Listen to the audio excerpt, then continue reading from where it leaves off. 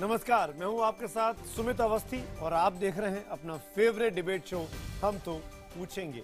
और आज हम पूछेंगे भारतीय जनता पार्टी से और भारतीय जनता पार्टी के नेताओं से कि क्या उन्होंने उत्तराखंड में राष्ट्रपति शासन लगाने में जल्दबाजी कर दी थी, क्योंकि उत्तराखंड हाईकोर्ट का जो आज फैसला आया है उसने केंद्र सरकार को बड़ा झटका दिया है। हाईकोर्ट ने राष्ट्रपति शासन को हटाकर पुरानी स्थिति को बहाल कर दिया है। यानी 27 मार्च को जिस स्थिति में उत्तराखंड की विधानसभा थी, आज उसी स्थिति में ये विधानसभा पहुंच चुकी है। 29 अप्रैल को अब मुख्यमंत्री हरीश रावत को अपना विश्वास मत हासिल करना है। दोनों पक्ष दावा कर रहे हैं, चाहे कांग्रेस का हरीश रावत साहब का पक्ष हो या भारतीय जनता पार्टी के कैलाश विजयवर्गीय साहब हो, जो कि प्रभारी है राज्य के, कि हम 29 तारीख को अपना बहुमत साबित कर देंगे। सवाल ये खड़ा होता है कि 29 तारीख की रेस तो बाद में, लेकिन आज जो कुछ 21 अप्रैल को हुआ, क्या वो भारतीय जनता पार्टी के नेताओं के लिए, आलाकमान के लिए कोई सीख है, या एक तरीके से बीजेपी इस पूरी लड़ाई को अब हाईकोर्ट के आंगन से खींचकर सुप्रीम कोर्ट तक ले जाने वाली है? इसी मसले पर बड़ी बहस होगी। कुछ बड़े मेहमान मेरे साथ इस शो में जुड़ने वाले हैं, लेकिन उसके पहले देखते हैं क्या कुछ हुआ आज उत्तराखंड हाईकोर्ट में। हम तो पूछेंगे में अगले 1 घंटे बड़ी बहस, रावत को राहत।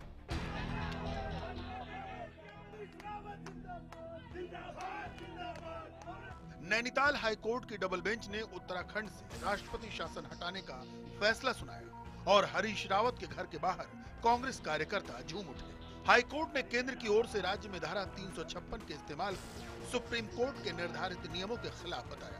हाईकोर्ट ने कहा कि राज्य में 27 मार्च से पहले की स्थिति बनी रहेगी। हरीश रावत सरकार को 29 अप्रैल को बहुमत साबित करने का मौका मिलेगा। कांग्रेस के 9 बागी विधायकों की सदस्यता हाईकोर्ट ने रद्द कर दी है। जाहिर है कांग्रेसी खेमा इसे लोकतंत्र और न्यायपालिका की जीत बता रहा है। उत्तराखंड को न्याय मिला है और उत्तराखंड की जनभावना की जीत हुई। जिन लोगों की बहुत ही लालची आंखों द्वारा कुछ प्रदेशों को देखने की प्रक्रिया चल रही है, चाहे वो प्रदेश हो हिमाचल, चाहे हो मणिपुर, चाहे भारत का कोई विभिन्न प्रदेश हो, इस लालच को वो संविधान के परिधि से बाहर ले लें। 71 विधायकों वाली उत्तराखंड विधानसभा में नई स्थिति में बहुमत के लिए 32 विधायकों की जरूरत है, जबकि कांग्रेस और बीजेपी दोनों के पास 27 विधायक हैं। हमें कोई आश्चर्य नहीं, क्योंकि 3 दिन से जिस प्रकार बेंच से टिप्पणियां हो रही थी, उससे लग रहा था कि निर्णय अपेक्षित है। इससे पहले बुधवार को भी उत्तराखंड में राष्ट्रपति शासन पर सुनवाई के दौरान कोर्ट ने केंद्र सरकार के फैसले पर बड़ी टिप्पणी की थी। कोर्ट ने कहा था कि राष्ट्रपति राजा की तरह व्यवहार नहीं कर सकते। भारत में संविधान से ऊपर कोई नहीं है। इस देश में संविधान को सर्वोच्च माना गया है। ये कोई राजा का आदेश नहीं है जिसे बदला नहीं जा सकता। राष्ट्रपति के आदेश को भी संविधान के जरिए बदला जा सकता है। इधर बीजेपी नेता सुब्रमण्यम स्वामी का कहना है कि अटॉर्नी जनरल और सॉलिसिटर जनरल कोर्ट में तर्क सही ढंग से नहीं रख पाए, इसलिए सरकार को ये झटका लगा। अटॉर्नी जनरल और सॉलिसिटर जनरल अपना काम नहीं करते तो फिर आप बहस में कभी कोर्ट के सामने हारना पड़ता है। गौरतलब है कि राज्यपाल ने हरीश रावत को 28 मार्च को बहुमत साबित करने का मौका दिया था, लेकिन केंद्र सरकार ने 1 दिन पहले ही राष्ट्रपति शासन लगाने का ऐलान कर दिया। हालांकि इसके पीछे वो स्टिंग ऑपरेशन भी था, जिसमें हरीश रावत कथित तौर पर विधायकों की खरीद फरोख्त की बात करते नजर आए थे। बहरहाल ताजा हालात में हम तो पूछेंगे, क्या केंद्र सरकार ने उत्तराखंड में राष्ट्रपति शासन लगाने का फैसला जल्दबाजी में लिया? तो एक बार फिर हमारा सवाल ध्यान से सुनिए, क्योंकि आपके एसएमएस के जवाबों का लगातार इस डिबेट के दौरान मुझे इंतजार रहेगा और इस शो के आखिर में उसके नतीजे में हम आपको दिखाते हैं। हमारा आज का सवाल है कि क्या केंद्र सरकार ने उत्तराखंड में राष्ट्रपति शासन लगाने का फैसला जल्दबाजी में लिया था? अगर आपको लगता है हाँ, तो HTP स्पेस देकर Y लिखिए और नहीं के लिए HTP स्पेस देकर N लिखिए और अपनी राय हमको 51818 पर SMS करें।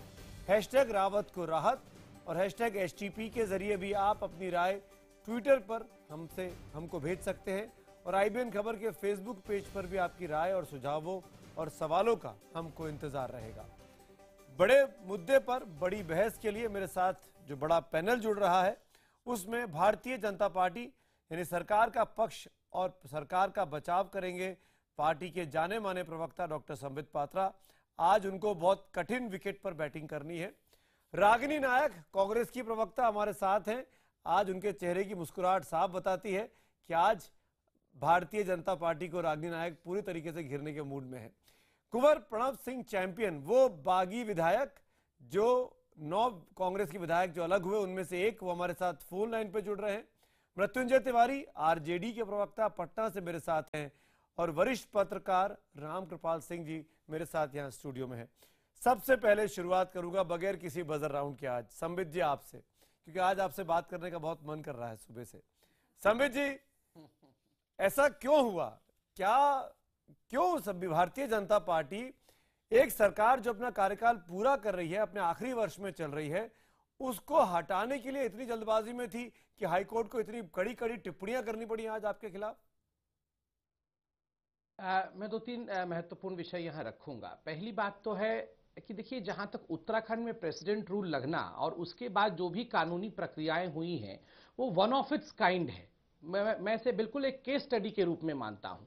और जल्दबाजी शब्द जो आपने अभी 2 बार कहा है कि भारतीय जनता पार्टी को क्या जल्दबाजी थी वहां राष्ट्रपति शासन लगाने का, यह भी एक one of its kind case है। क्यों वहां राष्ट्रपति शासन लगाया गया यह आप भी जानते हैं। मार्च 18 तारीख को जो अप्रोप्रिएशन बिल है, जो कि एक मनी बिल होता है और जिसके माध्यम से बजट चलता है स्टेट का, अगर वो कोलैप्स कर जाती है तो स्वाभाविक रूप से 1 अप्रैल 2016 से उस स्टेट का बजट नहीं होगा। इसलिए जल्दबाजी उचित है। आपके वकील न्यायपालिका में दे चुके हैं। मैं बीच में नहीं बोलूंगा। आप भी ये बड़े हम लोग लीगल तरीके से इसको डिबेट करें। आपके इस कदम को आप बोल लीजिए पूरा पहले, फिर मैं बोलूंगा। आप कहां बीच में ये दलील दे रहे हैं संबित पात्रा जी? नहीं, आप बोलिए। कोई नहीं, मैं कोई नहीं, आप मत बोलिए, मैं सुन लूंगा, वरना आप बोलने दीजिए। देखिए, आप अगर इस जजमेंट को पूरी तरह से पढ़ेंगे तो जजमेंट में एक बड़ी रोचक टिप्पणी की गई है।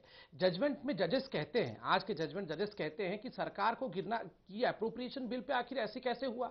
अप्रोप्रिएशन बिल पे अगर डिवीजन की मांग की गई और डिवीजन नहीं हुई तो वो सरकार तो उसी दिन गिर जानी चाहिए। इसलिए मैं इसे दोहरा कहता हूं, अगर खुद यही बेंच कहती है कि सरकार मार्च 18 को ही गिर जानी चाहिए और फिर उसी को रिलीफ देती है, ये कॉन्ट्रास्ट में समझ नहीं पा रहा हूं, ये दो धार में समझ नहीं पा रहा हूं। देखिए, इसको one of its kind case मैंने क्यों कहा, आपको याद होगा चंद दिनों पहले सिंगल जज बेंच ने इसी विषय पर अपना टिप्पणी किया था, वर्डिक्ट रखा था। उस वर्डिक्ट में उन्होंने एक अलग तरीके की वर्डिक्ट दी थी कि 9 लोग वोट देंगे, उनका वोट रिजर्व रहेगा, बाद में वो वोट काउंट होगा, बाकी लोग अलग तरीके से वोट देंगे। तो स्वाभाविक रूप से बड़ा रोचक पहलू के तरीके से इसके डेवलपमेंट्स हो रहे हैं। अभी सरकार जब सुप्रीम कोर्ट में जाएगी तो उसका किस प्रकार से वहां जजमेंट आता है यह भी देखने की आवश्यकता है। ये केवल न्यायिक पड़ाव है। आपको लगता है कि सुप्रीम कोर्ट से राहत मिल जाएगी आपको? आज जो रावत जी को राहत है वो कोर्ट में आपको मिल जाएगी, सुप्रीम कोर्ट में? देखिए, ये सवाल आप उन तमाम लोगों से पूछिए जो सुप्रीम कोर्ट जाते हैं, वो इसी आशा के साथ जाते हैं कि राहत मिलेगी। अगर आशा ही नहीं होता राहत मिलने का तो फिर ये अपील की प्रक्रिया ही नहीं होती जुडिशियरी में। तो स्वाभाविक रूप से, लेकिन इस बात का जवाब संबित जी इस बात का जवाब नहीं मिल रहा है कि जब 28 मार्च की तारीख तय थी विश्वास मत हासिल करने की, तो 27 तारीख को एक दिन पहले क्यों राष्ट्रपति शासन लगा दिया गया? जबकि आप ये आज भी आपके प्रेस कॉन्फ्रेंस में कैलाश विजयवर्गीय साहब ने यह दावा किया कि हम 29 तारीख को बहुमत साबित कर देंगे। अगर बहुमत आपके पास है 9 बागी विधायकों के बाहर निकलने के बाद भी, तो आप उस वक्त 24 घंटे इंतजार क्यों नहीं कर पाए? देखिए, मैं आपको 2 दिलचस्प चीज यहां बताऊंगा। पहली बात तो आपका कहना कि जो 28 तारीख तय था फ्लोर टेस्ट के लिए, तो पहले क्यों सरकार गिराई गई। आप इस जजमेंट को पढ़िए। और इनफैक्ट परसों से ही जो टिप्पणी कोर्ट ने किया, परसों कोर्ट ने गवर्नर को लताड़ा। उन्होंने गवर्नर को कहा कि आखिर आपको एक ओपन एंडेड लेटर लिखने की क्या आवश्यकता थी? आप अगर 18 तारीख को ही गड़बड़ी हुई तो 19 तारीख को ही आपने फ्लोर टेस्ट क्यों नहीं करा लिया? आप 28 तारीख तक उसको ओपन क्यों छोड़े आपने? तो स्वाभाविक रूप से 28 तारीख तक ओपन क्यों छोड़ा गया, ये कोर्ट भी खुद पूछ रही है। दूसरा कॉन्ट्रडिक्शन मैं आपको बताता हूं। आपने सुना होगा कि कोर्ट ने कहा राष्ट्रपति राजा नहीं हो सकते हैं, राजा गलतियां करते हैं तो कोर्ट उसे सुधार देगी। जबकि आर्टिकल 361 है where the president is beyond the questioning of any court, मगर उन्होंने राष्ट्रपति को राजा कहा। वहीं उन्होंने और यह भी कहा कि राष्ट्रपति को भी हम सवाल कर सकते हैं। वहीं इस जजमेंट में यह भी है कि कोई भी स्पीकर को सवाल नहीं कर सकता है। जहां एक और राष्ट्रपति राजा नहीं हो सकता है, स्पीकर राजा कैसे हो सकता है? तो स्वाभाविक कुछ विषय ऐसे हैं जिस पर सुप्रीम कोर्ट में जाके क्लैरिटी आएगी। तमाम टिप्पणियां जो आपके लिए फेवरेबल हैं वो आप लगातार गिना रहे पिछले 5 मिनट से अपने उद्बोधन में। जो टिप्पणियां आपके अगेंस्ट में हैं, क्या वो आपको याद है कि मैं सुनाऊं एक एक करके? क्या केंद्र सरकार कोई प्राइवेट पार्टी है? क्या केंद्र सरकार कोई प्राइवेट पार्टी है? इस तरह के जुमले आज जो कोर्ट ने कहे अपने ऑब्जर्वेशन में, आपको लगता नहीं कि आपको इस पर भी रोशनी डालनी चाहिए? आज वक्त है आपको ये समझाने का देश की जनता को कि आप लोगों ने एक चुनी हुई सरकार जो अपने आखिरी वर्ष में थी उसको आप हटा देते हैं, उसको सदन में बहुमत साबित करने का मौका नहीं देते हैं। इससे बड़ा दुर्घटना या दुर्भाग्य और क्या हो सकती है? बिल्कुल वाजिब प्रश्न है आपका, मैं समझाता हूं। देखिए, पहली बात है, आप अगर पूरे राष्ट्रपति शासन जो लागू किया गया उत्तराखंड के, उसके पूरे समीक्षा को आएंगे, कांग्रेस के अंदर अंतरकलह थी, कांग्रेस के दिग्गज लड़ रहे थे। क्यों लड़ रहे थे? क्योंकि वो आपस में एक दूसरे के ऊपर करप्शन का चार्ज मर रहे थे। भाजपा का कोई रोल नहीं। 18 मार्च को जो होता है उसमें भाजपा का कोई रोल नहीं। कांग्रेस के भी कुछ लोग और तमाम ऑपोजिशन ये डिमांड कर रही थी तो विश्वास मत हासिल होने देते ना, वहां सरकार गिर जाती। संबित जी, आपने विश्वास मत क्यों नहीं हासिल होने दिया? मैं कंप्लीट कर देता हूं सर, बिल्कुल कंप्लीट कर देता हूं। देखिए, डिवीजन वोट की डिमांड की, और ये कानून कहता है कि डिवीजन वोट की डिमांड हो तो होना ही चाहिए। अब ये अलग बात है कि कोर्ट कह रही है कि स्पीकर से बड़ा कोई नहीं है, उस पर निर्णय सुप्रीम कोर्ट जरूर लेगा। क्यों जल्दबाजी? आप जो कह रहे हैं जल्दबाजी की, देखिए मैं एक सेकंड मैं कंप्लीट कर क्वेश्चन था। देखिए सुमित जी, आपने कहा 28 तारीख को अगर फ्लोर टेस्ट होना ही था तो 27 तारीख को क्यों गिरा दिया? जल्दबाजी क्यों थी? आप समझिए, 28 तारीख तक, जब तक प्रेसिडेंट रूल नहीं लगा था, अप्रोप्रिएशन बिल महामहिम गवर्नर के पास सिग्नेचर के लिए गया ही नहीं, अर्थात अप्रोप्रिएशन बिल पास ही नहीं हुआ। 1 तारीख से राज्य के पास फंड कहां से आएगा? बिना बजट के राज्य चलेगा। 1 तारीख में और उसी 27 तारीख 29, को, और उसी 31 का महीना था मार्च में, उसी 27 4 दिन पूरे थे को सर 10 सेकंड और उसी 27 तारीख को वो स्टिंग ऑपरेशन भी आता है जिसकी सत्यात्मकता अप्रूव्ड हो चुकी है, जिसमें कॉम्पोजिशन ऑफ द हाउस को चेंज करने के लिए खुद मुख्यमंत्री करप्शन में लिप्त हैं। तो स्टिंग ऑपरेशन तो कितने आ चुके इस देश में हो रहा हो, तो यह भी एक महत्वपूर्ण एंगल है जिसको संज्ञान में लेने की आवश्यकता है। स्टिंग ऑपरेशन जिसकी सत्यता प्रमाणित भी नहीं हुई, उसको आप आधार बना देंगे सरकार, चुनी हुई सरकार को गिराने के लिए। कितना हास्यास्पद लग रहा है आपका ये वक्तव्य राष्ट्रीय चैनल पर। चंडीगढ़ ने तो इसको प्रमाणित किया है ना। अब मेरी बात सुन लीजिए। देखिए, सबसे पहले तो मैं ये कहना चाहूंगी कि जो उत्तराखंड के हाईकोर्ट का निर्णय आया है, जिसने राष्ट्रपति शासन को हटाकर पुरानी परिस्थितियों को फिर से बहाल किया है, उसने भारतीय जनता पार्टी के पाखंड पर से पर्दाफाश किया है। सबसे पहली बात ये इस बात का हमें पता चला है कि संवैधानिक मूल्यों में, लोकतांत्रिक मान्यताओं में और राजनीतिक नैतिकता में भारतीय जनता पार्टी और मोदी सरकार का बिल्कुल भी कतई विश्वास नहीं है। मुझे बड़ा दुख होता है ये कहते हुए भी कि इस देश की जनता और इस देश के लोकतंत्र ने अपना विश्वास आप लोगों पर रखकर 282 कमल आपको दिए और आप इसी लोकतंत्र की हत्या करने पर तुले हुए हैं। केवल एक प्रदेश उदाहरण नहीं है, ऐसे 3 वाक्य हमारे सामने आए हैं। अब आपने जो तथ्य रखे उनको तथ्यों के आधार पर ही मैं काटना चाहती हूं। आपने कहा कि हाईकोर्ट ने कहा है कि स्पीकर राजा होता है, ऐसा कोई वक्तव्य नहीं दिया गया, ऐसी कोई टिप्पणी नहीं है। स्पीकर को सर्वोपरि संविधान का अनुच्छेद 212 बनाता है, जो कि कहता है कि स्पीकर फ्लोर पर जो भी डिसीजन लेगा और जिस तरीके का भी बात कहेगा वो स्क्रूटनाइज नहीं हो सकती है, कोर्ट भी नहीं कर सकता है। पहली बात। दूसरी बात यह कि आजाद भारत के इतिहास में पहली बार ऐसा हुआ है कि स्पीकर के ऐसे फैसले को जो कि फ्लोर टेस्ट की मांग कर रहा है, उसको निरस्त करने के लिए राजनीतिक दुरुपयोग होता है 356 का। पहली बार ऐसा हुआ है कि स्पीकर के उस निर्णय को, जो कि आने वाला था सदस्यों, जो बागी सदस्य हैं उनको डिस्क्वालीफाई करने के ऊपर जो निर्णय आने वाला था, उसे निरस्त करने के लिए 24 घंटे पहले आप इस 356 का राजनीतिक दुरुपयोग करते हैं। और उसके बाद आज मैं कहूंगी कि ये तो धृष्टता ही है कि आप यहां पर बैठकर खामियां निकाल रहे हैं और बाल की खाल निकाल रहे हैं जजमेंट की, जबकि जजमेंट ने आपके कान उमेटते हुए ये बात कही है। सुन लीजिए ये बात कही है कि absolute power spoils the mind of anybody. सत्ता के मद में आप चूर हैं, सत्ता के नशे में। जल्दी से संबित जी को जवाब दीजिए। सुमित जी मेरे एक दो सवाल एक बात मैं जल्दी से जोड़ चलिए छोड़िए, आप बोलिए। छोटी सी बात, जब कन्हैया कुमार की इंटरिम बेल का ऑर्डर आया था तब यही संबित पात्रा जी चिल्ला चिल्ला कर कह रहे थे अरे बेल ऑर्डर को पढ़ो, उसकी व्याख्या देखो, किस तरीके की टिप्पणी आई है। आज हाईकोर्ट की डबल बेंच का निर्णय आ गया है जिसने आपके मुंह पर तमाचा मारा है, तो आप उस निर्णय को गलत बता रहे हैं और आप कह रहे हैं कि उसी की खामियों को निकाला जाए। आप पहले सोच लीजिए कि आप न्यायपालिका में विश्वास रखते हैं या नहीं रखते हैं। हर चीज में आपका दोहरा चाल चरित्र और चेहरा और दोहरा मापदंड। संबित जी आप जवाब दीजिएगा, मैं रागिनी जी से एक आध सवाल कर लूं, फिर मैं आपको पास छोड़ दूं, आप करिएगा। मैं सिर्फ 10 सेकंड लूंगा बीच में। नहीं, फिर वो 10 सेकंड लेंगे, मेरे सवाल छूट जाएंगे। शो मेरा है, हम तो पूछ रहे हैं सर। ठीक है, हम तो पूछने का अधिकार भी आप छीन ले रहे हैं हम लोगों से। गरीब लोग हैं सर हम लोग। नहीं पूछिए। रागिनी जी आपने कहा स्टिंग ऑपरेशन के आधार पर आपने कहा कि आप चुनी हुई सरकार को गिरा रहे हैं। आपको याद है आपके एक नेता थे, छत्तीसगढ़ के मुख्यमंत्री हुआ करते थे, अजीत जोगी, उनका तो ऑडियो टेप आया था। फिर क्या किया था कांग्रेस पार्टी ने? पूछ रहा हूं मैं आपसे रागिनी जी। देखिए मैंने जो दो बातें इस पे बोलना चाहूंगी। अजीत जोगी के साथ अलग व्यवहार, हरीश रावत से अलग व्यवहार। नहीं, हरीश रावत जी के टेप के ऊपर कोर्ट ने जो टिप्पणी दी वो मैंने आपको बताई।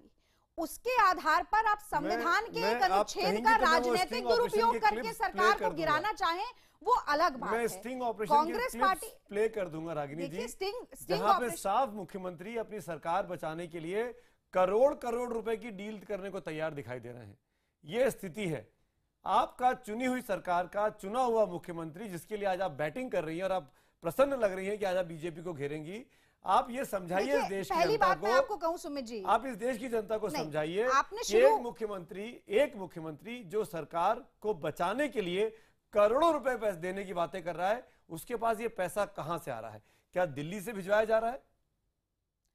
मैंने आपसे शुरू में भी कहा दो बातें में। पहली बात जो आपने कही कि आज मैं बहुत प्रसन्न दिख रही हूं कि भारतीय जनता पार्टी को घेरूंगी, तो ये अपने कुकर्मों से खुद ही घिरे हुए हैं, किसी को इनको घेरने की जरूरत नहीं। और जिसका भी इस देश की न्यायपालिका में विश्वास है वो आज मेरी इस बात से पूरी तरीके से सहमत होगा। अब मैं आपकी दूसरी बात का जवाब देती हूं। जब तक किसी भी स्टिंग ऑपरेशन की सत्यता प्रमाणित नहीं होती, उसको फॉरेंसिक लैब्स उसको सही या गलत नहीं बताते, तब तक आप उसको आधार बनाकर संवैधानिक प्रावधानों का दुरुपयोग करके सरकार को गिरा दें और उसको एक कारण बताएं, ये किस तरीके से वाजिब ठहराया जा सकता है? और संबित पात्रा जी बार बार बिल्कुल आइएगा इसके बाद ये जवाब पूरा कर ले। सुनिए, और जो मैं तो बार बार यही कहती हूं कि इतिहास के पन्नों को सुविधा के हिसाब से पलटकर उदाहरण बहुत सारे प्रस्तुत किए जा सकते हैं। मैं भी झारखंड की बात कर सकती हूं, मैं भी कर्नाटका में भारतीय जनता पार्टी का लोटस ऑपरेशन क्या था, मैं बहुत सारी दलीलें दे सकती हूं। पर आज के जो मुख्य प्रश्न हैं उन पर अगर हम बात करेंगे तो भारतीय जनता पार्टी के पास कोई जवाब नहीं होगा। आप हरीश रावत को क्लीन चिट दे रही है इस स्टिंग ऑपरेशन में दिखने के बावजूद। रागिनी नायक कांग्रेस पार्टी के ऑफिशियल स्पोक्सपर्सन क्लीन चिट दे रही है कि वो कुछ गलत काम नहीं कर रहे थे। आज की तारीख में क्लीन चिट हाईकोर्ट ने दी है। रागिनी नायक कौन होती है उन्हें कटघरे में खड़े करने वाली, या आप कौन होते हैं, या संबित पात्रा कौन होते हैं? बिल्कुल, आज जो स्टिंग ऑपरेशन में टिप्पणी आई है उसके आधार पर मैं बोल रही हूँ। मैं आज भी यही कहती हूँ कि कानून ही इस बात को मानेगा कि वो स्टिंग ऑपरेशन सही है कि नहीं। जी संबित जी आप बोलिए, उसके बाद रामकृपाल जी और मृत्युंजय जी। जी संबित। देखिए मैं एक सेकंड जरा टिप्पणी कर लूं पहले तो वीडियो के ऊपर जो स्टिंग ऑपरेशन आया है। मैं हरीश रावत जी तो आज मुख्यमंत्री घोषित हो गए पुनः, मैं उनसे चैलेंज करके कहता हूं, अगर उनको मलाइड करने के लिए, उनको खराब कटघरे में खड़े करने के लिए किसी ने ये स्टिंग बनाया है, वो मुख्यमंत्री हैं, वो सीबीआई जांच की डिमांड करे। वो पहले एफआईआर लिखवाएं, वो खुद मुख्यमंत्री है, क्यों एफआईआर नहीं लिखवाते हैं? कोई एफआईआर नहीं, कोई जांच नहीं, तो ये अपने आप मैडम मैं बीच में नहीं बोल रहा था, मैडम मैं कंप्लीट कर लूं। मैडम प्लीज, मैडम कार्रवाई भी हो जाएगी। हाँ मैडम 29 तारीख तक इंतजार ठीक है। Madam please let's have a civil debate. मैं बीच में नहीं बोल रहा। Yes, no, it's not civil if you shout in the between. I'm not तो shouting at पहली all. बात तो है कि It's you who are frustrated. FIR करवाइए और CBI जांच। दूसरी बड़ी बात मैं आपको बताता हूं, अभी हमें बताया जाता है कुकर्मों में हम घुरे हैं। एक छोटा सा डेफिनेशन में कुकर्म का दूंगा, वो भी कांग्रेस के बड़े नेता ने क्या कहा था उसी से डिराइव करूंगा। अभी चंद हफ्तों पहले एक बहुत बड़े कांग्रेसी नेता हुआ करते हैं जिनका नाम है HR भारद्वाज, जो कि उनके लॉ मिनिस्टर भी थे और बहुत जाने माने नेता है। उन्होंने कहा कि 10 जनपद के कहने पर मैं YS सबरवाल, जो कि उस समय के CJI थे, चीफ जस्टिस ऑफ इंडिया, उनके घर गया, क्योंकि मैडम की इच्छा थी कि 2005 का जो बिहार का राष्ट्रपति शासन का केस चल रहा था उसमें मैं फेवरेबल जजमेंट दिलाऊं। वरना कांग्रेस पार्टी अपनी मैडम बात कह मैडम चुकी है। मैडम मैं बीच में नहीं बोल रहा था, ये बहुत गलत बात है। मैडम मैं बीच में नहीं बोल रहा था। मैडम आपसे निवेदन करूंगा, इस प्रकार ठीक नहीं है। Madam this is not fair. Madam this is not fair, this is not the way of debating. Ragini ji Sambit ji अच्छा चलिए let's take this discussion forward. Ragini ji Sambit ji एक मिनट। तो ये डिबेट दो और मेहमान है बड़े सभ्यता से अपनी बारी का इंतजार कर रहे हैं। रागिनी जी एक मिनट, संबित जी एक मिनट, सॉरी मैं बीच में इंटरवीन कर रहा हूं। मृत्युंजय तिवारी जी मैं आपके पास आना चाहूंगा, आपकी टिप्पणी जानना चाहूंगा।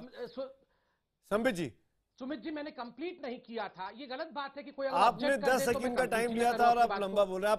आप अगले 30 सेकंड में वाइंड अप कर दीजिए जो भी आप कह रहे हैं। मैं 10 सेकंड में कंप्लीट कर दूं। ठीक है, 30 सेकंड और दे दिए हैं। बोलिए प्लीज रागिनी प्लीज। देखिए मैंने कहा कुकर्मों का सबसे बड़ा एग्जाम्पल दिया जहां के चीफ जस्टिस ऑफ इंडिया को खरीदने की कोशिश सोनिया जी ने की थी। ऑन रिकॉर्ड उनके लॉ मिनिस्टर कह रहे हैं, मैं नहीं कह रहा। सबसे बड़ा उदाहरण है JIT, जो आपने रेड कारपेट वेलकम देकर मैडम पकड़ी जाती है तो ऐसे चिल्लाने लगती है, पकड़ी जाती है तो ऐसे चिल्लाने। मैं आगे बढ़ता हूं, टाइम जाया होगा।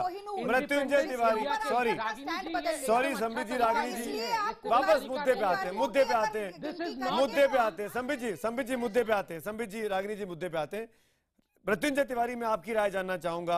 आज के हाई कोर्ट के फैसले के बाद जिसको भारतीय जनता पार्टी की सरकार सुप्रीम कोर्ट में चुनौती देने वाली है, आपको लगता है कि वहां से बीजेपी को राहत मिल जाएगी और उसके बाद भारतीय जनता पार्टी, आपको लगता है आगे की चुनावों की इस वक्त में क्या करने वाली है? देखिए कल माननीय सर्वोच्च न्यायालय में क्या फैसले आएंगे ये तो मैं नहीं जानता, लेकिन आज जो हाई कोर्ट का फैसला आया है इसमें बीजेपी को कम से कम माफी मांगनी चाहिए। जिस तरह से इन्होंने संविधान का, लोकतंत्र का गला घोटने का काम किया और जिस तरह से ये दोहरे चरित्र की राजनीति करते हैं, लंबी चौड़ी बात, अच्छी बात संबित पात्रा जी करते हैं, जो इनके पक्ष में होता है इनके ऊपर ये लंबी चौड़ी बातें करके आपने देखा इन्होंने जम्मू कश्मीर में किसके साथ समझौता किया, इन्होंने किसके साथ कर्नाटक में येदियुरप्पा जी से हाथ मिलाया, लेकिन बाकी विषयों पर ये इतने अच्छी बात करेंगे और अपने कुकर्मों को नहीं देखते हैं।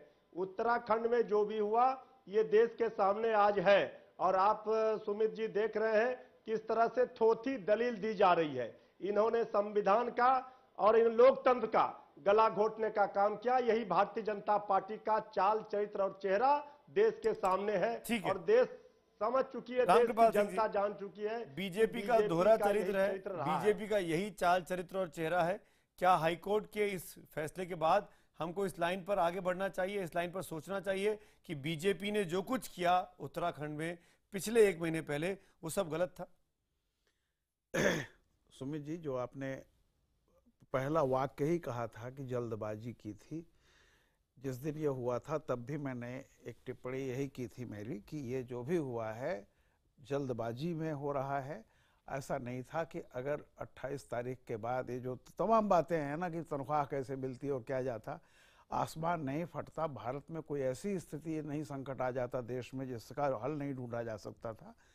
ये निश्चित तौर पर पहली वाक्य मेरा यही है कि बीजेपी ने जिसकी भी सलाह पर यह फैसला किया गया, कैबिनेट के जो भी शीर्ष रहे हों, निश्चित तौर पर यह जल्दबाजी का फैसला था और इसमें बीजेपी को स्वीकार करना चाहिए, क्योंकि कोई भी पार्टी या कोई भी इंसान ऐसा नहीं है जो कभी कोई गलती नहीं कर सकता। मैं समझता हूं कि इसमें कोई अगर कहीं से आप कुछ है तो विनम्रता से स्वीकार कीजिए कि हाँ हो सकता है हमसे गलती हुई हो। अभी कल आप सुप्रीम कोर्ट में जाएंगे वो अलग होगा, लेकिन सुमित भाई ऐसा रिएक्शन अभी मैं सुन रहा था जैसे लग रहा है कि इस देश में 356 का प्रयोग पहली बार हुआ है और इस तरह का नजारा पहली बार देखने को मिल रहा है। इससे पहले कभी हुआ ही नहीं। हकीकत यह है कि जो भी केंद्रीय सत्ता में रहा है उसने इसका बेजा इस्तेमाल किया है। और श्रीमती गांधी ने तो एक इंटरव्यू में बाकायदा ऑन रिकॉर्ड कहा था कि हम सत्ता में आए हैं, राजनीति करने आए हैं, जब भी हमें मौका मिलेगा हम सरकारें गिराएंगे। ये ऑन रिकॉर्ड है। 50 राष्ट्रपति शासन तो ऐसा नहीं है, मैं ही कह रहा हूं। लेकिन एक बहुत चीज है जो जिसमें से कोई भी नहीं कहेगा, हालांकि बीजेपी कह रही है, लेकिन सुमित जी, जिस दिन प्रणब मुखर्जी ने बात कही थी, अभी एक हफ्ता भी शायद हो रहा होगा जी, ऐसे नहीं कहा था। किसी भी चीज को कोई जब किसी सब्जेक्ट को कोई उठाता है तो कोई न्यूज पैक होता है, उसका कोई कारण होता है, हवा में कहीं कुछ होता है। जब उन्होंने कहा जुडिशियल एक्टिविज्म की बात पर उन्होंने एक चिंता जाहिर की थी, इस देश का राष्ट्रपति कह रहा था, उसकी बात में दम है। आज जो कुछ भी हुआ है, मैं जजमेंट पर नहीं जाता हूं, मैं जजमेंट का स्वागत करता हूं, चाहे जो भी हो। एक बात कहता हूं, मैं भी एक लॉ का विद्यार्थी रहा हूं, हमें बताया गया था कि डिक्टम होते हैं, लेकिन वर्डिक्ट से ज्यादा जब डिक्टम पर चर्चा होने लगे तो यह अच्छी परंपरा नहीं है। आप कॉन्स्टिट्यूशनल सिन वाली टिप्पणी की बात कर रहे हैं? नहीं, कई शब्द हैं। आज 9 बागियों के लिए आप ये देखिए, वर्डिक्ट तो आज आई है ना। कल से जिस तरह से टिप्पणियों पर पूरे देश में हो रहा है, मजाक उड़ाया जा रहा है किसी भी चीज को लेकर के। ठीक है, आप सत्ता पार्टी की चाहे जितनी आलोचना हो जाए, लेकिन संवैधानिक संस्थाओं को दूसरा शब्द ये होता है, मैंने हमेशा ये पढ़ा है, कानून, देखिए हमारे यहाँ रिटन कॉन्स्टिट्यूशन है। ऐसा नहीं है कि जैसे लंदन में है कि जो भी कह देंगे वही लैंड ऑफ द लॉ होगा, ऐसा नहीं है। हमारे यहाँ जुडिशरी की भी एक सीमा है। गोल्डन रूल ऑफ इंटरप्रिटेशन होता है कि आप संविधान की व्याख्या करेंगे, और माना जाता है कि आप प्रवोक हुए बिना करेंगे किसी चीज की। कई तरह के शब्द आए, हमें प्रवोक मत कीजिएगा, हमें प्रवोक मत कीजिएगा। आज एक शब्द है जिस पर मुझे घोर आपत्ति है। मैं एज ए सिटीजन इस बात को कह रहा हूं, सिन कॉन्स्टिट्यूशनल सिन किसी के लिए आया है, कुछ लोगों के लिए सिन। मेरा कहना है कि विशेषण की जरूरत नहीं होती है। और देखिए, truth is objective not subjective. मुझे हमेशा एक चीज पढ़ाई गई है और ये बहुत बड़ा सच है कि truth is objective not subjective. Subjective आप हो सकते हैं, टिप्पणी कर सकते हैं, लेकिन मैं फिर वही कह रहा हूं, कुछ शब्द ऐसे होते हैं जिनका प्रयोग, मतलब आप किसी के लिए सिन कह रहे हैं। बिल्कुल, क्या पॉलिटिकल कंपल्सन्स हैं, क्या नहीं है, आप अभी भी आगे जुडिशियल प्रोसेस है, लेकिन सिन या इस तरह से या पुण्य कहना बड़ा अच्छा काम है, इस तरह के शब्द पता नहीं। प्रणब सिंह चैंपियन आप हैं मेरे साथ फोन पर, समझ जाता हूं। प्रणब सिंह चैंपियन बागी विधायक, उनका फोन लाइन कट गई है। हम कोशिश करेंगे उनसे बात करने की, क्योंकि ये जो बात रामकृपाल जी कह रहे हैं, ये टिप्पणी बागी विधायकों के संदर्भ में हाईकोर्ट ने की है। आज कहा है कि कांग्रेस के 9 बागी विधायकों को पार्टी से टूट के संवैधानिक पाप की कीमत अयोग्य होकर चुकानी होगी। संबित पात्रा, मैं इसी पॉइंट से आपसे पूछूंगा, 9 बागी विधायक जिनके दम पर बीजेपी ये कह रही थी कि हमको 71 सदस्यीय विधानसभा में बहुमत मिल गया है और हम बहुमत साबित कर देंगे, अब ये 9 लोग अयोग्य घोषित हो गए हैं, 62 का हाउस रह गया है, लेकिन आपके पास तो 27 ही है, कहां से मेजॉरिटी साबित करेंगे आप? मैं इसका जवाब दूंगा, मगर मैं आज अभी रामगोपाल जी को सुन रहा था, रामकृपाल जी को, मैं इसमें ऐड कर दूं, एक तो सिन वर्ड भी है और जिसको हमने भी ऑब्जेक्ट किया था और आज लगता है करना भी चाहिए, जब ये कहा गया कि the president is also not infallible, president राजा नहीं हो। देखिए, प्रेसिडेंट के लिए कुछ शब्दों का प्रयोग नहीं होना चाहिए, प्रेसिडेंट को जनरली एम्बिट से बाहर रखना चाहिए था। आज तक किसी कोर्ट ने प्रेसिडेंट के ऊपर इस प्रकार की टिप्पणी नहीं की है और प्रणब मुखर्जी एक एरुडाइट प्रेसिडेंट हैं, वो एक ज्ञानी प्रेसिडेंट हैं, और अगर एक बार भी उन्होंने इस प्रस्ताव को, अर्थात राष्ट्रपति शासन लगाने के प्रस्ताव को एक बार भी वापस नहीं भेजा था, तो स्वाभाविक रूप से ही must have been well advised, बहुत एडवाइस लेने के पश्चात और बहुत कुछ ध्यान से देखने के पश्चात, थ्रू द माइक्रोस्कोप जिसके कहते हैं उसके बाद ही यह डिसीजन लिया होगा। मैं आपको याद दिलाऊं 2005 में जब बूटा सिंह के रिकमेंडेशन पे रशिया में बैठ के प्रेसिडेंट अब्दुल कलाम ने लगाया था प्रेसिडेंट्स रूल, तो in his book Abdul Kalam लिखते हैं अपनी किताब में कि मैं सोच रहा था कि मैं रिजाइन कर दूं, क्योंकि उन्होंने वापस भी किया था और जिस जबरन तरीके से उनसे कराया गया था कांग्रेस के द्वारा, उसका नतीजा 2005 के जजमेंट में भी मिला है। मैं इतना ही कहना चाहता हूं कि जहां तक जीत और हार का सवाल है मैं उस पर कमेंट नहीं कर सकता। मेरे सवाल पे आइए ना। बिल्कुल, मैं उसी पे कर रहा हूं कमेंट। मैं उस पर इसलिए कमेंट नहीं करूंगा क्योंकि जब तक सुप्रीम कोर्ट इस पे सुनवाई नहीं करती है, जब तक सुप्रीम कोर्ट इस पे आगे अपना फैसला नहीं सुनाती है, क्योंकि कल इस पे सुप्रीम कोर्ट ये बड़ी बात है स्वाभाविक रूप से संबित जी ये बड़ी बात है। मैं आता हूं अग्नि जी, ये बड़ी बात इसलिए है कि 9 विधायक अयोग्य हैं। क्या केंद्र की सरकार इन 9 बागी विधायकों की तरफ से, जिनको हाईकोर्ट ने अयोग्य कह दिया है, उनकी तरफ से पर्चा दाखिल करने वाली है कि इनकी सदस्यता बहाल की जाए? नहीं, देखिए जहां तक 9 विधायक जो बर्खास्त किए हुए हैं, 2 चीजें हैं। एक तो उनका खुद का एक पीआईएल हाईकोर्ट के सामने था, उसकी सुनवाई 28 तारीख को होनी थी। मैं यहां कानूनविद नहीं हूं, मगर जो कानूनविद है वो जवाब दे कि बिना किसी एक पक्ष को सुने, दलील उनकी सुने, जजमेंट हो सकता है या नहीं हो सकता है, क्योंकि 28 को उनकी हियरिंग थी। वो हियरिंग तो हुई नहीं है, उससे पहले डिस्क्वालीफाई हुए हैं, तो उनके पक्ष को सुना गया है क्या? ये मेरे ख्याल से जो लोग डिस्क्वालीफाई हुए हैं वो बता सकते हैं, और वो अगला स्टेप क्या लेंगे वही बता सकते हैं। ये ना तो मैं बता सकता हूं। रागिनी जी आप जवाब दीजिएगा। मेरे साथ 2 कॉन्स्टिट्यूशनल एक्सपर्ट जुड़ गए, सुभाष कश्यप साहब और विकास सिंह जी। आपके पास मैं आता हूं, लेकिन रागिनी जी पहले आप जवाब दे दीजिए। देखिए, आपने जो सवाल संबित पात्रा जी से पूछा, जिसका जवाब देते हुए वो बगले झांक रहे थे, मैं दे देती हूँ। भारतीय जनता पार्टी की खासियत बहुत सारे प्रदेशों में खरीद फरोख्त करने की रही है, जिसके चलते उन्होंने ये 356 अनुच्छेद का भी प्रयोग किया, या कहूंगी कि दुरुपयोग किया, क्योंकि यदि फ्लोर टेस्ट 28 तारीख को हो जाता तो इन्हें दूध का दूध और पानी का पानी बिल्कुल उसी वक्त स्पष्ट हो जाना था। इसीलिए पहली बार, मैं फिर से कहूंगी, देश के इतिहास में ऐसा हुआ कि गवर्नर और मुख्यमंत्री दोनों चाहते हैं, स्पीकर चाहते हैं कि फ्लोर टेस्ट ना हो, पर केंद्र में बैठी हुई अधिनायकवादी सरकार जो कि सत्ता में आने से पहले कोऑपरेटिव फेडरलिज्म की बात करती थी, संघीय ढांचे की मजबूती की बात करती थी, वो सरकार नहीं चाहती थी कि फ्लोर टेस्ट हो। तो आज भी ये सीधा जवाब इसीलिए नहीं दे पा रहे हैं क्योंकि ये जानते हैं कि 29 तारीख को भी जब फ्लोर टेस्ट होगा तो उसमें हरीश रावत जी को आज जो कोर्ट ने राहत दी है वो राहत उनकी बहाल रहेगी। इसीलिए समस्या अब संबित पात्रा जी के लिए है। ठीक है, और एक रागिनी जी, मैं माफी के साथ टोक रहा हूं बीच में। 2 वरिष्ठ मेहमान हैं, उनकी भी एक टिप्पणी ले लूं। सुभाष कश्यप साहब और विकास सिंह जी। सुभाष कश्यप साहब, पहले मैं आपसे जानना चाहूंगा, हाईकोर्ट का आज का जो फैसला रहा, राष्ट्रपति शासन को हटा देना, पुरानी स्थिति को बहाल कर देना, हरीश रावत को दोबारा मुख्यमंत्री के तौर पर बहाल कर देना, और ये कहना कि बहुमत साबित करो, इसको आप किस तरीके से देखते हैं? क्या ये भारतीय जनता पार्टी की केंद्र सरकार के लिए झटका नहीं है? देखिए, मैं राजनीति को अलग रख के बात करूंगा। पहली बात यह कि जो हाई कोर्ट का जजमेंट है वो अभी उपलब्ध नहीं है, कम से कम मैंने नहीं देखा है, और बगैर उसको पूरे जजमेंट को पढ़े उस पर टिप्पणी करना बहुत उचित नहीं होगा।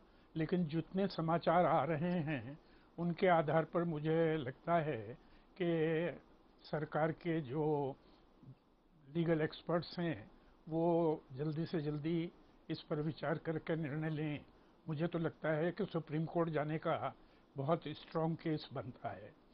तीसरी बात यह कि जो ऑबिटर डिक्टा कुछ ऑब्जर्वेशंस हाई कोर्ट ने प्रेसिडेंट के लिए की, मैं समझता हूँ वो वारंटेड नहीं थी और वो बहुत अशोभनीय थी, क्योंकि प्रेसिडेंट कोई व्यक्ति का नाम नहीं है, प्रेसिडेंट देश का हाईएस्ट ऑफिस है, और जजेस की भी टेक्निकली सुप्रीम कोर्ट के जजेस की भी अपॉइंटमेंट प्रेसिडेंट के ही हस्ताक्षर से होती है। तो प्रेसिडेंट के ऊपर किसी को भी कमेंट करना, संविधान में और रूल्स में प्रावधान है, पार्लियामेंट में भी प्रेसिडेंट के ऊपर कमेंट नहीं किए जाते, प्रेसिडेंट के को सदन में डिस्कस नहीं किया जाता। तो जुडिशरी में भी प्रेसिडेंट के ऊपर इस तरह के कमेंट करना, राजा वगैरह जो समाचार में आया है, वो मैं समझता हूँ अशोभनीय है। और अंतिम बात मैं ये कहना चाहूँगा कि सवाल ये है कि फ्लोर टेस्ट अगर 18 तारीख को होता तो क्या सरकार बहुमत का समर्थन खो चुकी थी? 18 तारीख को जब विनियोग विधेयक पारित हुआ या नहीं हुआ इस पर मतभेद है, तो ये सवाल उठता है कि क्या 18 तारीख को सदन में रावत जी की अगर 18 तारीख को हरीश रावत के पास सर नंबर नहीं थे तो 28 मार्च की तारीख तय थी विश्वास मत हासिल करने के लिए, लेकिन केंद्र सरकार ने 27 तारीख को राष्ट्रपति शासन लगा दिया ठीक 24 घंटे पहले। तो यही तो बात हो रही है कि ये जल्दबाजी में लिया गया केंद्र सरकार का फैसला था जिसको आज हाईकोर्ट ने रिवोक कर दिया। मैं वही निवेदन कर रहा हूं कि 18 और 28 के बीच में क्या हुआ। 18 और 28 के बीच में स्पीकर को समय दिया गया कि वो 9 आदमियों को डिस्क्वालीफाई कर दे और सदन के अंदर जो बहुमत है वो बदल जाए। तो क्या जल्दी थी उस निर्णय की? 2.5 साल 3 साल चलते हैं डिफेक्शन के केसेस। दोनों पक्षों को अच्छी तरह समय दिया जाता है, वकील लोग अपीयर होते हैं, डिस्कशन होता है। तो क्या जल्दी थी स्पीकर को 9 विधायकों को डिस्क्वालीफाई करने की? और डिस्क्वालिफिकेशन का मामला और बहुमत का मामला दोनों अलग अलग हैं। उन्हें वोट देने का पूरा अधिकार था 18 तारीख को, उन्हें वोट देने का पूरा अधिकार था। बजाय 28 तारीख के 18 तारीख को ही फैसला होना चाहिए था कि बहुमत है या नहीं है। ठीक है, 18 को नहीं तो 19 को राज्यपाल कहते कि 19 कश्यप को साहब आप ये कह रहे हैं, कराओ या तो आप ये कह रहे हैं कि केंद्र सरकार ने जो राष्ट्रपति शासन लगाया वो उस वक्त के लिए वाजिब फैसला था। मैं ठीक कर रहा हूँ? एक लाइन में ये कह रहा हूँ। नहीं मैं ये नहीं कह रहा हूँ। मैं कह रहा हूँ कि 18 तारीख को ही शक्ति का निर्णय होना चाहिए था। 18 को नहीं हुआ तो राज्यपाल को कहना चाहिए था 19 को करो, या तो अप्रोप्रिएशन बिल पर डिवीजन कराओ। और अप्रोप्रिएशन बिल पर अगर कहते हो कि स्पीकर ने डिक्लेयर कर दिया पास हो गया तो आप कॉन्फिडेंस वोट पर निर्णय कराओ। 19 को ही होना चाहिए था, इससे पहले कि आप 9 लोगों को डिस्क्वालीफाई करें। वरना तो जितने लोग आपको बहुमत करने के लिए चाहिए उतनों को स्पीकर डिस्क्वालीफाई कर दे। विकास सिंह जी, मैं आपसे पूछूंगा हाईकोर्ट के आज के फैसले पर आपकी राय क्या है? क्या ये कांग्रेस के लिए, हरीश रावत के लिए खुशी का वक्त है, बीजेपी के लिए परेशानी का वक्त है?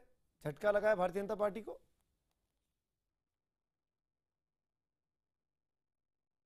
देखिए, झटका तो जरूर लगा है क्योंकि उनका एक फैसला है, बड़ा इंपॉर्टेंट अहम फैसला है, उसको हाईकोर्ट ने सेट असाइड कर दिया है। लेकिन इस सारे मुद्दे में अगर आप देखिए तो एक आदमी की जो एक्शंस हैं वो थोड़े सस्पेक्ट में आ रही हैं, और वो है गवर्नर ऑफ उत्तराखंड। जब 18 तारीख को जब असेंबली में जब बिल को पास नहीं कर पा रहे, पारित नहीं कर पाए अपने फाइनेंस बिल को, और बजट का जब फेल कर गया तो सरकार तो उसी दिन गिर गई थी। जो डिसीजन, जो रीजन गवर्नर ने 356 लागू करने के लिए जो राष्ट्रपति को एडवाइस दिया, वही रीजन गवर्नर ने बहुमत हासिल करने के लिए चीफ मिनिस्टर को 28 तक का टाइम दे दिया। वो टाइम देना बिल्कुल गलत था। इस गलत टाइम देने की वजह से सेंटर का डिसीजन भी एक कटघरे में आ गया।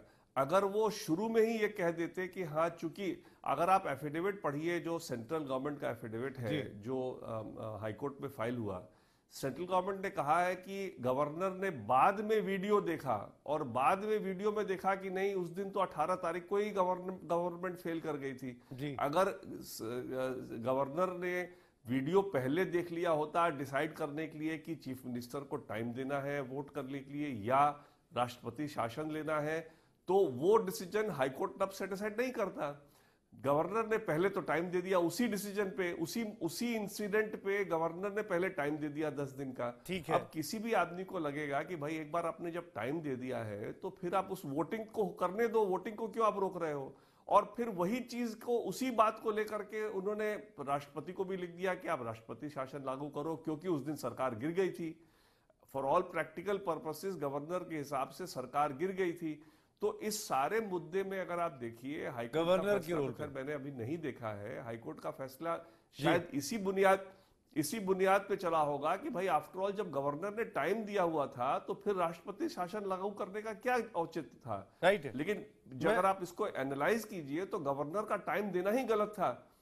जब सरकार गिर गई थी फ्लोर पे, कोई भी सरकार, गवर्नर के रोल पे आप सवाल खड़े कर रहे हैं, कुछ और व्यक्तियों के रोल पर भी सवाल खड़े हो रहे हैं विकास सिंह जी, और मैं चाहूंगा संबित पात्रा इस बात का, मैं संबित पात्रा से एक जवाब चाहूंगा। अगर आपके संबित पात्रा आपकी पार्टी के वरिष्ठ नेता हैं, संबित विकास जी, एक मिनट विकास जी प्लीज। संबित पात्रा जी, मैं आपसे जवाब चाहूंगा, अटॉर्नी जनरल और सॉलिसिटर जनरल, इन दो व्यक्तियों ने क्या आपका मामला ठीक से रखा उत्तराखंड हाईकोर्ट में? क्योंकि आपकी पार्टी के वरिष्ठ नेता है सुब्रमण्यम स्वामी, दोनों को हटाने की बात कर रहे हैं कि एजी और एसजी को हटा दिया जाए। देखिए, मैं आपको बता दूं, मैं पार्टी का प्रवक्ता हूं, मैं कोई लीगल ल्यूमिनरी नहीं हूं जो इतने बड़े बड़े दिग्गजों के बारे में मैं कह सकूं। अरे आप बड़े बहुत बड़े लोग हैं और अपने फील्ड के ल्यूमिनरीज हैं। ये हंसने का विषय नहीं है रागिनी जी, वो कोई हमारे पार्टी का विषय नहीं है। अटॉर्नी जनरल, सॉलिसिटर जनरल, ये सब देश के अटॉर्नी जनरल, सॉलिसिटर जनरल होते हैं। नहीं चलेगी लोकतंत्र में, मेरा जब मन करेगा मैं हंसूंगी, आप कौन है बोलने वाले? यहाँ विकास जी बैठे हैं, यहाँ कमाल कर रहे हैं। नहीं, बड़े बड़े लोगों पे हंसना उचित नहीं है। देखिए, वो ज्ञानी लोग हैं, इस प्रकार से उन पर हंस के उनको दरकिनार कर देना, उनके ज्ञान पे मजाक उड़ाना। देखिए रागिनी जी, मैं और आप उम्र में छोटे हैं, नॉलेज में भी इतने बड़े लोगों से छोटे हैं, ये सब पे हंस देना ये उचित नहीं है। ये डेमोक्रेसी और डिक्टेटरशिप की बात नहीं है, ये मिनिमम भद्रता की बात होती है। मैं प्रेसिडेंट ऑफ इंडिया पे हंस दूं, मैं अटॉर्नी जनरल पे हंस दूं, अच्छी बात है क्या? संबित जी, हंसना है तो राहुल गांधी पे हंसिए, संबित जी, केवल राहुल गांधी पे हंसना अलाउड है, संबित जी, रागिनी जी, एक मिनट, इनको मौका मिल जा रहा है मेरे सवाल से बच के निकलने का। अटॉर्नी जनरल और सॉलिसिटर जनरल की भूमिका के बारे में भारतीय जनता पार्टी की क्या राय है, इस खासकर उत्तराखंड के मामले में? नहीं, Bharatiya Janata party attorney general और सॉलिसिटर जनरल पे कमेंट नहीं करती है सर। हम पार्टी के प्रवक्ता है, पार्टी के विषयों पे कमेंट करते हैं। सुब्रमण्यम स्वामी जी तो कहते हैं हटाने के लिए, वो तो बीजेपी के नेता हैं। Sir, we do not comment on constitutional posts.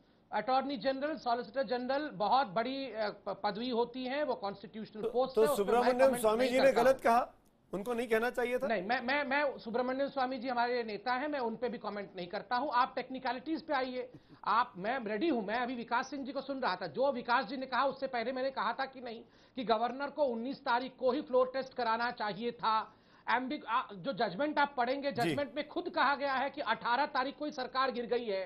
तो यहाँ इतना एम्बिग्विटी है, जिस प्रकार की एम्बिग्विटी चिदम्बरम साहब को इशरत जहां की केस में दिख रही थी, कहीं ज्यादा एम्बिग्विटी इसमें है। इसको देखिए रागिनी जी, वहाँ इशरत जहां में तो आपको एम्बिग्विटी दिख रही थी, यहाँ राष्ट्रीय अध्यक्ष की भी बात करनी पड़ेगी, मुद्दे पर रहिए।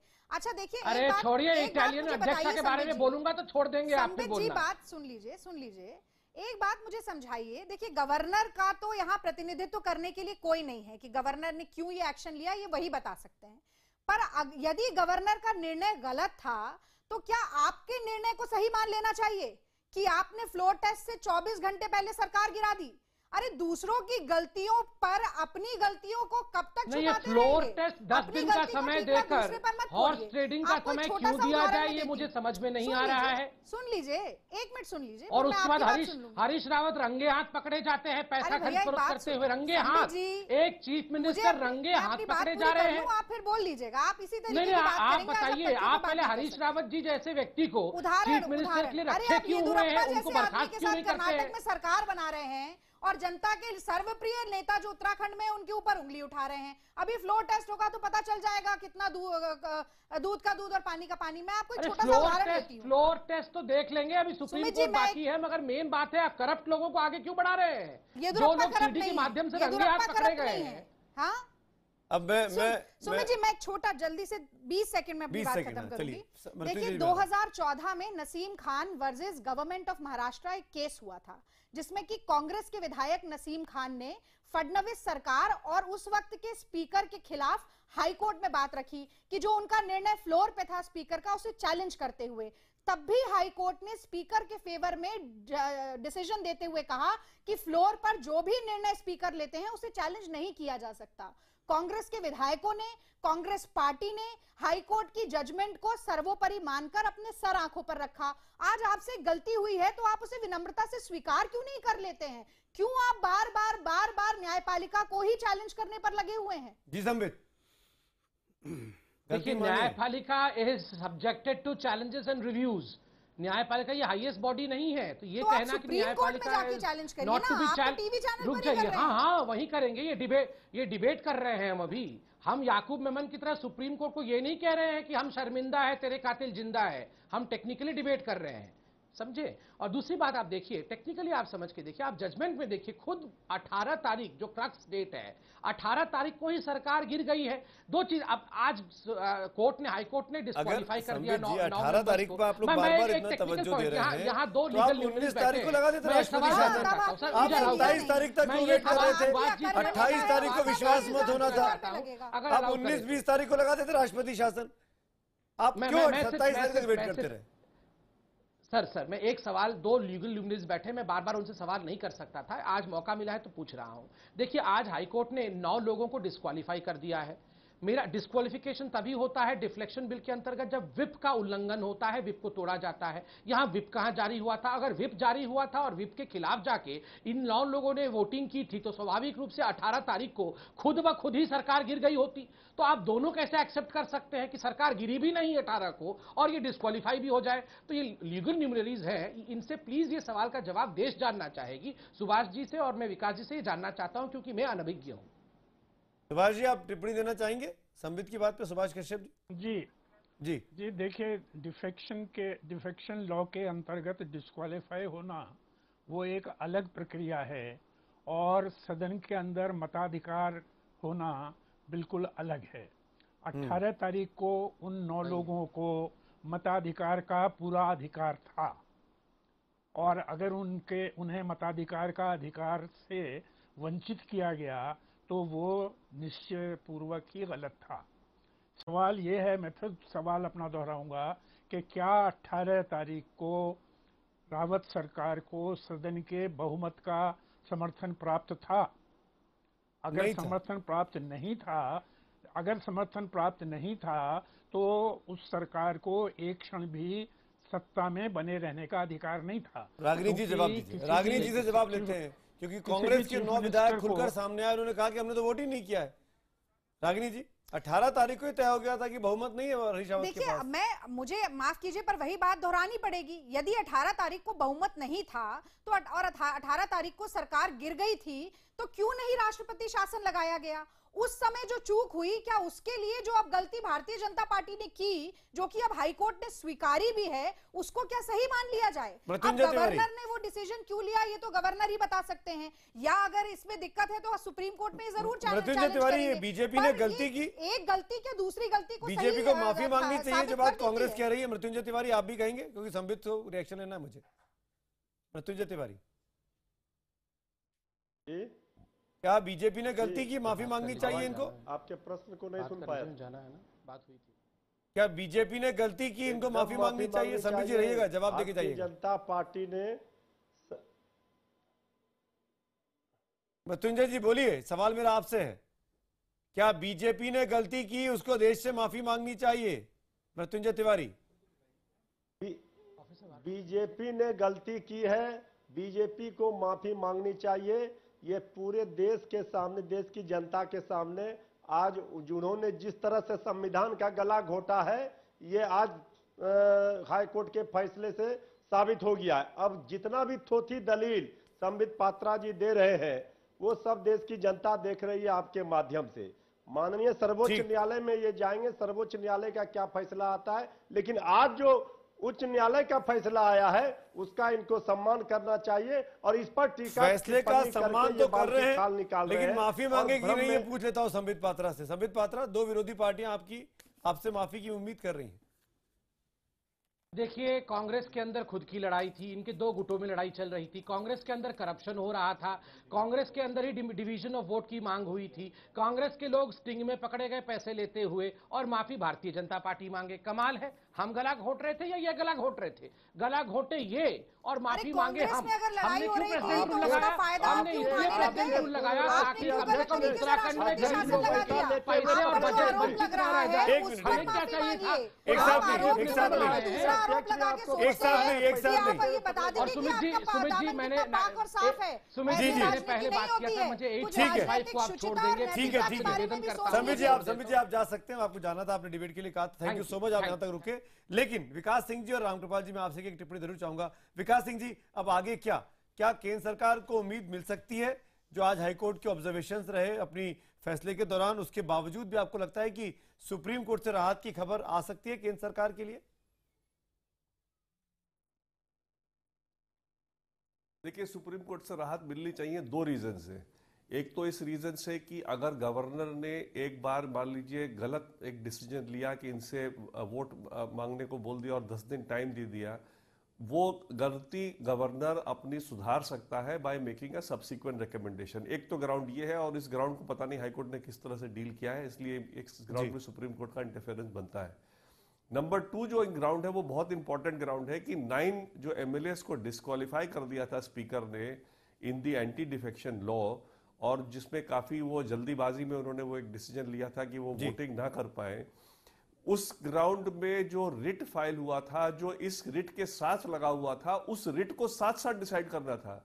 क्योंकि अल्टीमेटली अगर आप वोटिंग के लिए बोल रहे हैं जी, और जो डिस्क्वालिफाइड एमएलए हैं, अगर उनके रिट को आपने डिसाइड नहीं किया तो वोटिंग का तो पैटर्न फर्क हो जाएगा ना। अगर आप मान लीजिए हाईकोर्ट में कह के रिजेक्ट कर देते उनका रिट पिटीशन, तो फिर ठीक था, हाँ भाई उनको वोटिंग का राइट नहीं है, लेकिन आपने उनका तो त्रिशंकु में लटका के रख दिया। वो तो उनका तो पता ही नहीं कि राइट क्या सिचुएशन है, उनको तो फाइनल रिलीफ मिलना चाहिए था।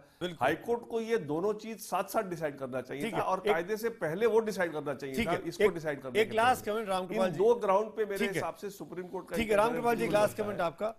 क्या इस पूरे प्रकरण से केंद्र सरकार को सीख लेनी चाहिए कि चुनी हुई सरकारों को ना छेड़े? सुमित जी, मैं एक बात कहूंगा, ये तो किसी भी सरकार को सीख लेनी चाहिए, लेकिन उत्तराखंड में जो हो रहा था कोई धर्म युद्ध नहीं था जिसमें से एक पक्ष बहुत ही, जिसको आप कहें बहुत अच्छा काम कर रहा था, दूसरा पक्ष था। दोषी दोनों हैं, किसका ज्यादा दोष था, किसका कम दोष था। सुप्रीम कोर्ट में ये मामला जब आएगा, उसमें एक सवाल जो विकास जी कह रहे थे, सीधी मैं एक बात करता हूं, 18 तारीख को ये सरकार गिर गई थी या वो बिल पास हो गया था जी। ये बात ऐसी है जो सुप्रीम कोर्ट में इस पर रोशनी डाली जाएगी, क्योंकि जो चीज अगर या तो 18 तारीख को सरकार वैध थी या अवैध थी जी। अगर सरकार अवैध थी तो उसके बाद का जो भी है, बीजेपी ने तो गलती की है, बड़बोलेपन, और अपना जैसे इन्होंने बहुत जल्दीबाजी में कदम उठाया है, इसमें कोई दो राय नहीं, मैं पहले कर चुका हूं। लेकिन कांग्रेस कोई दूध की धुली थी, या वहां पे जो क्राइसिस है कांग्रेस की, जो अपना घर नहीं संभाल पा रहे हैं, ये भी जाहिर है। कांग्रेस के बड़े बड़े नेता खुलकर स्पीकर की भूमिका भी संदिग्ध है, इसमें कोई दो राय नहीं है। मैं माफी चाहता हूँ, वक्त की कमी, लगता है रागिनी जी आप कुछ बोलना चाह रही है, लेकिन एक लाइन में, सिर्फ एक लाइन में। देखिए, मुझे लगता है कि न्यायिक प्रक्रिया पर विश्वास रखना चाहिए। ठीक है, हमारे पास उसका विरोध करने के लिए भी बहुत सारे प्रावधान हैं, तो उसके बाद की जजमेंट आएगी तब ये कहा जाए कि कौन दूध का धुला है, कौन नहीं। रखते हैं, सुप्रीम कोर्ट का इंतजार करते हैं, क्योंकि ये फैसला अंतिम नहीं है, हाईकोर्ट का है, अंतरिम इसको कहा जा सकता है, क्योंकि इसके ऊपर भी अपील पे सरकार जा रही है। वहां क्या होगा वो तय करेगा कि 18 तारीख के बाद ये सरकार वैध थी या अवैध थी। अगर अवैध थी तो सरकार फिर कैसे चलती रही इतने दिनों तक। इसी नोट पर तमाम मेहमानों का मैं शुक्रिया अदा करूंगा इस डिबेट में हमारे साथ जुड़ने के लिए।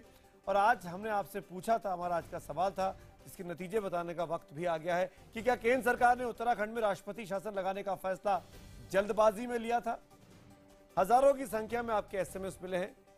51% लोग हाँ कहते हैं, 49% लोग नहीं में जवाब देते हैं। यानी ज्यादातर लोगों को मानना है कि सरकार ने फैसला जल्दबाजी में लिया था। और ट्विटर पर भी यह सवाल पूछा गया, ट्विटर के नतीजे भी आपके सामने हैं। ट्विटर पोल के 52% हाँ कहते हैं, 48% नहीं कहते हैं। यानी कुल मिलाकर सरकार को राष्ट्रपति शासन लगाने के पहले उस वक्त इतनी जल्दबाजी नहीं दिखानी चाहिए थी। इसी नोट पर आगे बढ़ते हैं और आपके साथ IBN 7 में अब खबरों के सिलसिले को आगे बढ़ाएंगे मेरे सहयोगी आकाश। सुमित, अंडरवर्ल्ड डॉन दाऊद इब्राहिम का खौफ क्या मुंबई में लौट रहा है? ये एक सवाल है, क्योंकि हाल ही में छोटा शकील ने अपनी एक टीम को बिल्डर को मौत के घाट उतारने के लिए भेजा, और साथ ही साथ यहां तक कहा कि जब तुम इसको मार डालोगे तो यही मेरा बर्थडे गिफ्ट होगा। और उसके बाद क्या हुआ, ये पूरी कहानी आपको बताएंगे। साथ ही साथ दिन की बड़ी खबरें भी होंगी इंडिया 9 बजे में ब्रेक के बाद।